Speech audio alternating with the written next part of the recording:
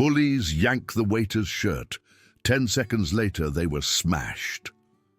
Dante Mercer moved through Rusty's Roadhouse with practiced efficiency, his lean 5'6" frame navigating between tables packed with Friday night customers. Dark hair fell across his forehead in an unkempt way, and his quiet demeanor made him nearly invisible among the louder staff members at the Montana restaurant. 3 months had passed since Dante moved to Cedar Falls, seeking anonymity after leaving behind a life he preferred not to discuss. The small mountain town offered exactly what he needed, a place to blend in while working as just another waiter trying to make ends meet. That's when he encountered them. 3 men occupied the large corner booth, their presence immediately noticeable due to their loud laughter and the way they sprawled across the seats like they owned the place. The leader was unmistakable, Bryce Hutchinson, whose broad shoulders and confident posture commanded attention. His perfectly styled blonde hair and expensive polo shirt suggested money and status that stood out in Rusty's working-class atmosphere. Flanking Bryce were Tyler Morrison, whose nervous energy manifested in finger-drumming and darting glances, and Garrett Wells, a stocky man whose permanent smirk suggested he found most situations amusing at someone else's expense. All 3 wore the casual arrogance of people accustomed to being the biggest fish in Cedar Falls' small pond. "About time," Bryce announced loudly as Dante approached their table. "We've been waiting forever for decent service around here." Dante set plates down carefully, avoiding eye contact. "Sorry about the wait. Kitchen's backed up tonight. Can I get you anything else?" "Yeah, you can get us a waiter who doesn't look like he's about to pass out," Tyler snickered, causing Garrett to chuckle into his beer. "Maybe one who actually speaks up," Garrett added. "What are you, afraid of your own shadow?" "Hey, Scarecrow," Bryce called as Dante turned to leave, the nickname carrying across nearby tables and drawing curious looks. "Try not to spill those drinks with those shaky hands." Their laughter followed him, heat creeping up his neck. He'd dealt with difficult customers before, but this felt different, more personal, more threatening. The harassment escalated over the following weeks. Tyler would accidentally block aisles with his chair. Garrett made loud comments about slow service.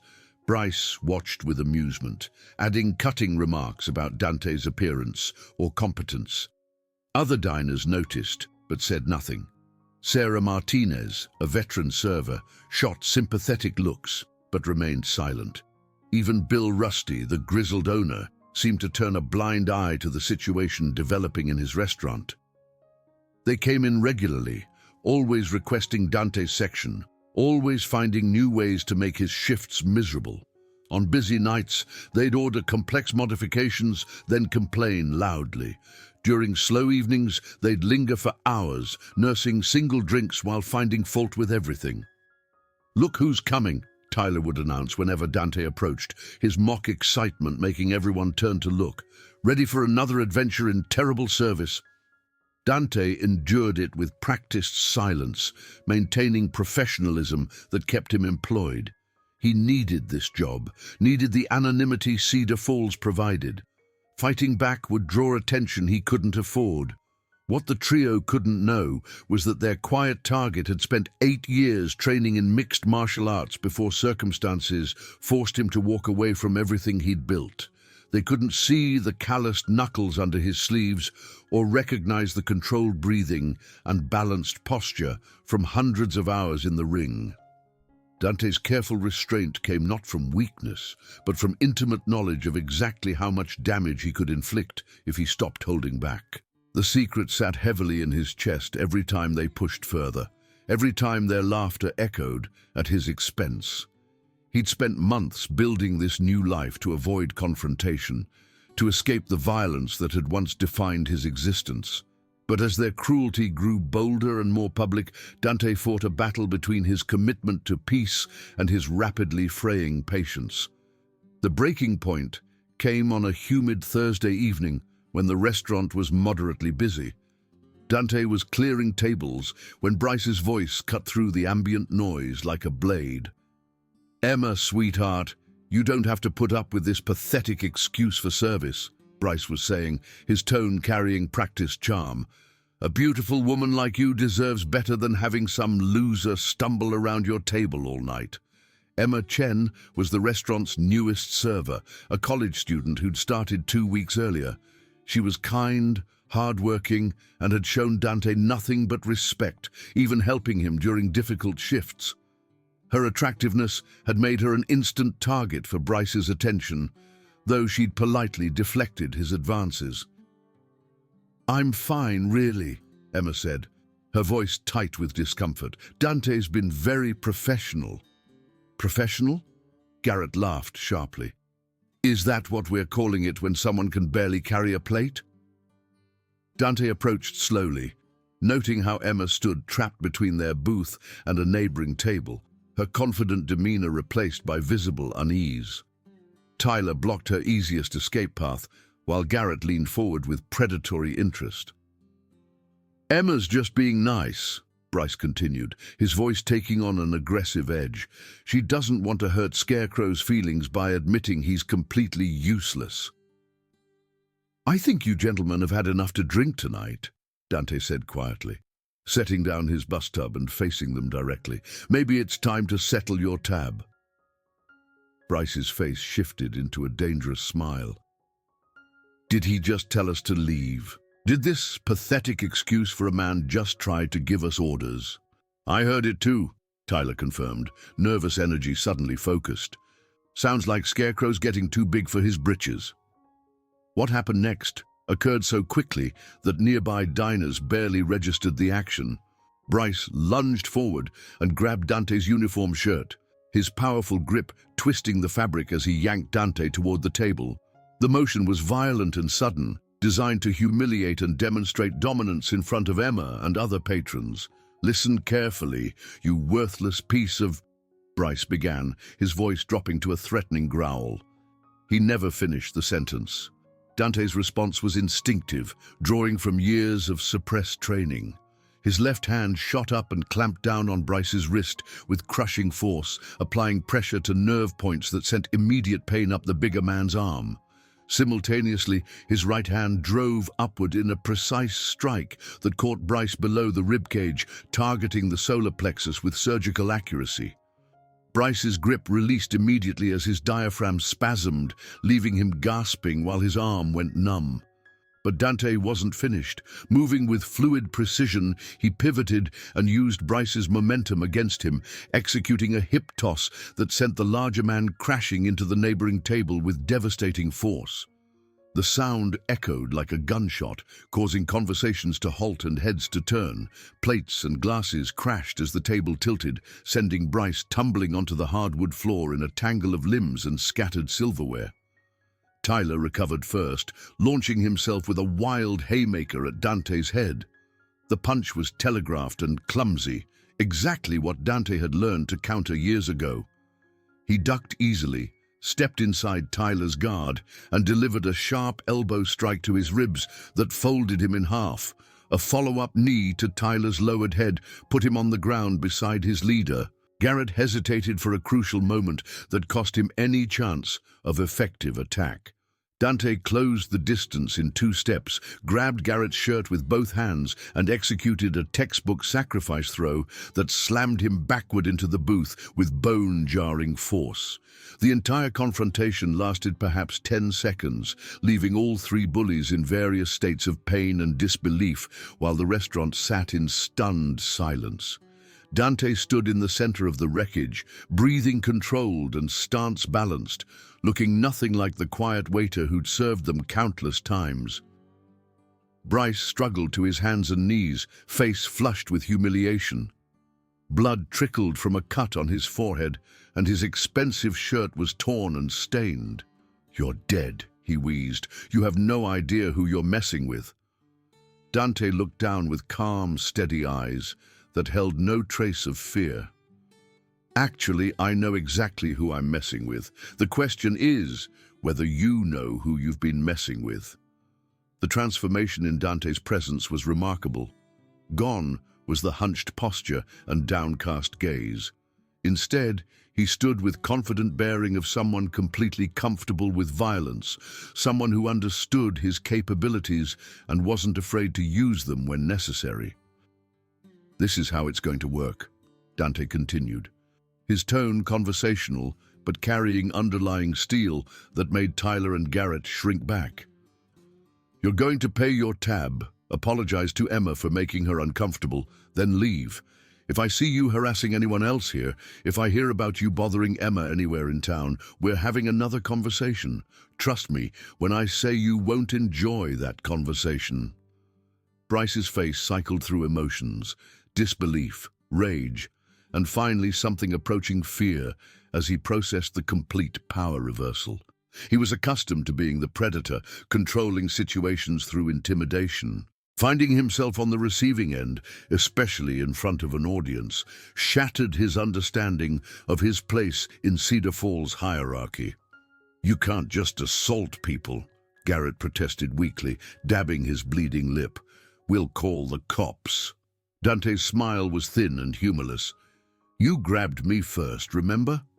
In front of 30 witnesses who've watched you harass me for weeks. Montana's self-defense laws are pretty clear." The truth settled over them like a cold blanket. They had been the aggressors, escalated to physical contact first, and everyone had seen it. Their bullying pattern was well known, making it unlikely anyone would defend them. Emma stepped forward, shock giving way to admiration. "Are you okay?" she asked, her concern genuine. "I'm fine," Dante replied, his voice gentling. "I'm sorry you had to see that. No one should deal with that kind of behavior." The sincerity in his words, combined with his protective intervention, created a moment of connection that didn't go unnoticed. Several diners nodded approval, their sympathies clearly with the quiet waiter who'd finally stood up for himself and the harassed woman.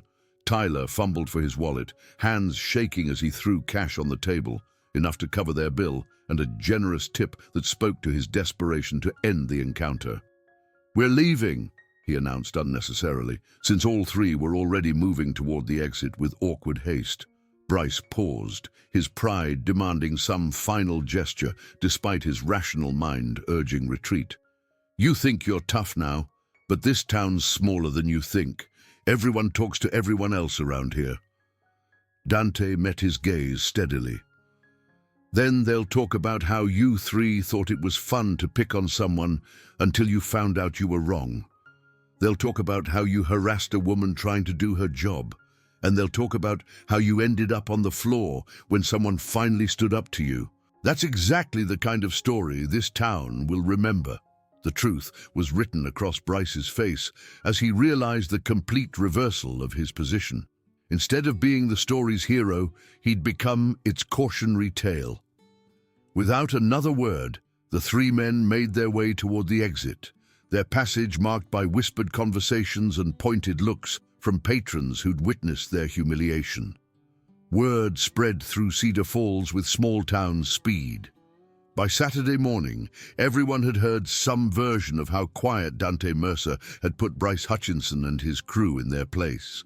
The details grew in telling, but the core narrative remained.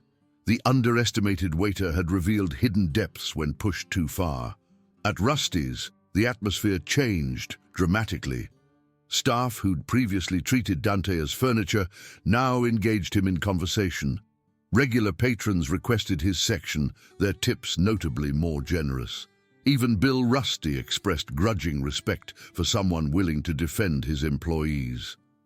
"Been running this place 15 years, Bill said over coffee in the empty dining room. "Seen plenty of folks get pushed around by bullies like Hutchinson. Most just take it. Takes guts to stand up to someone like that." The encounter's aftermath extended beyond the restaurant. Bryce, Tyler, and Garrett found their social standing significantly diminished. Other bullying targets began speaking up, sharing stories that painted a picture of three men who'd used perceived status to make life miserable for anyone they considered beneath them. Dante's victory had broken the spell of fear that had allowed the trio to operate without consequences. The realization that someone they'd dismissed as weak could defeat them so thoroughly made others question what they might be capable of if they stopped accepting poor treatment as inevitable. For Emma, the incident marked the beginning of something unexpected. Dante's protective instinct and understated competence drew her attention in ways that had everything to do with his character.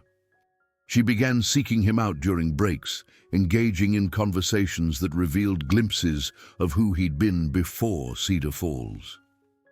"You didn't learn to fight like that from YouTube videos," she said one afternoon during their break. "That was too precise, too controlled."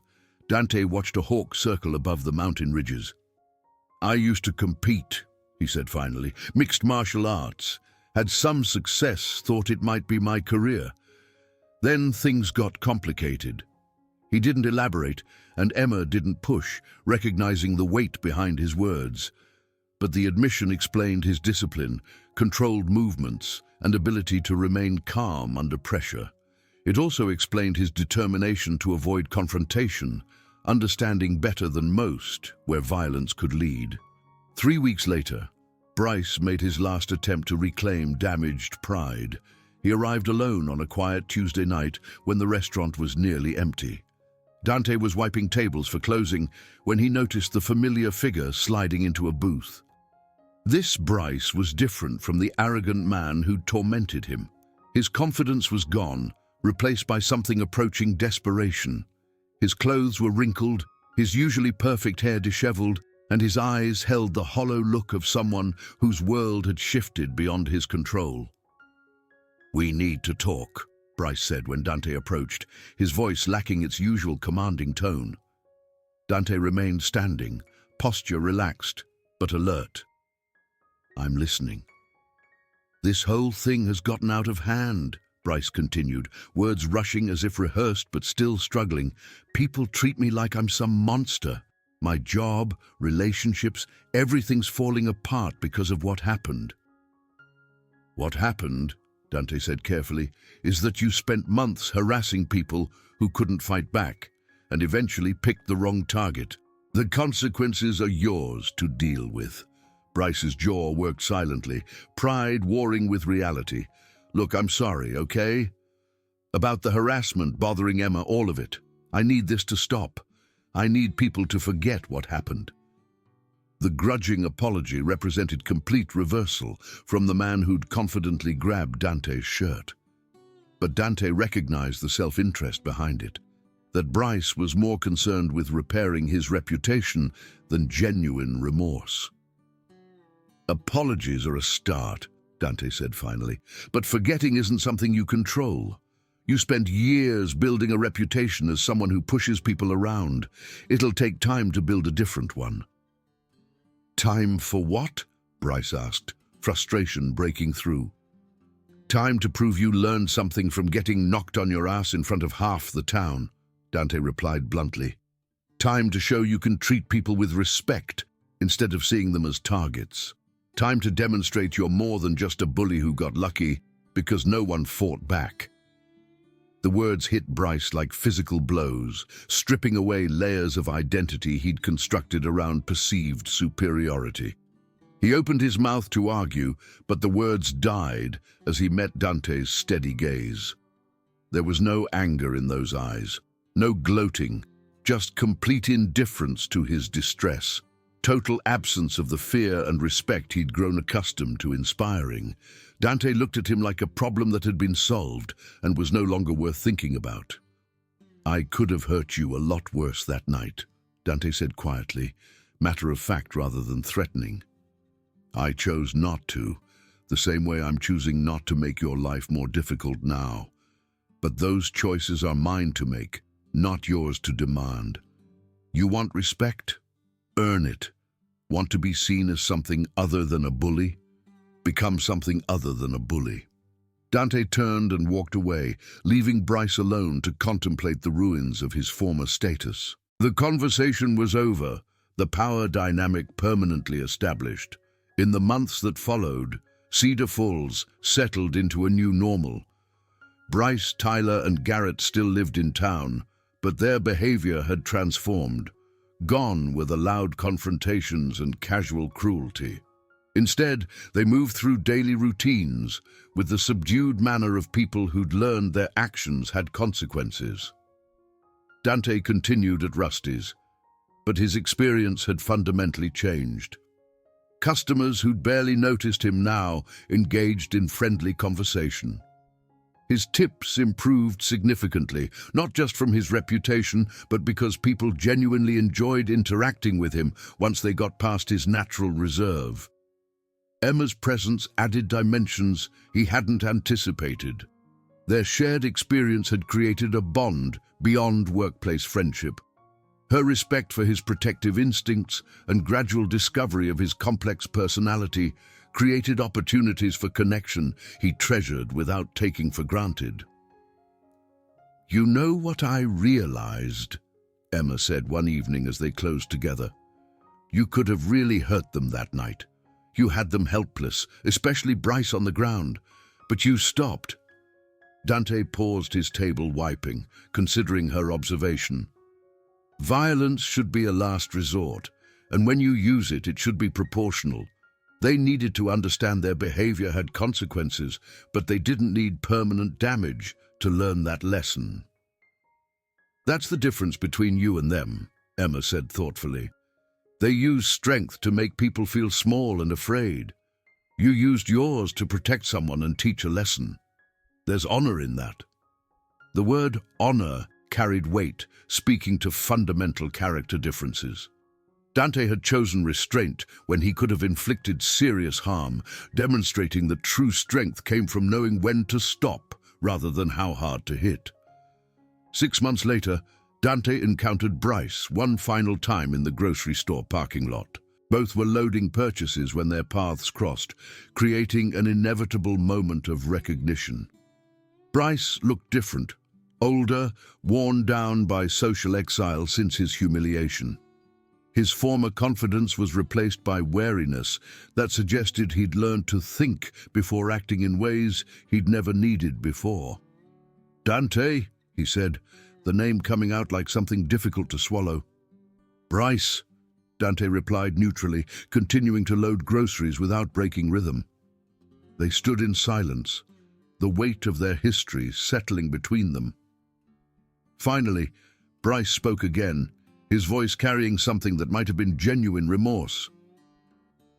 "I wanted you to know that I get it now," he said quietly.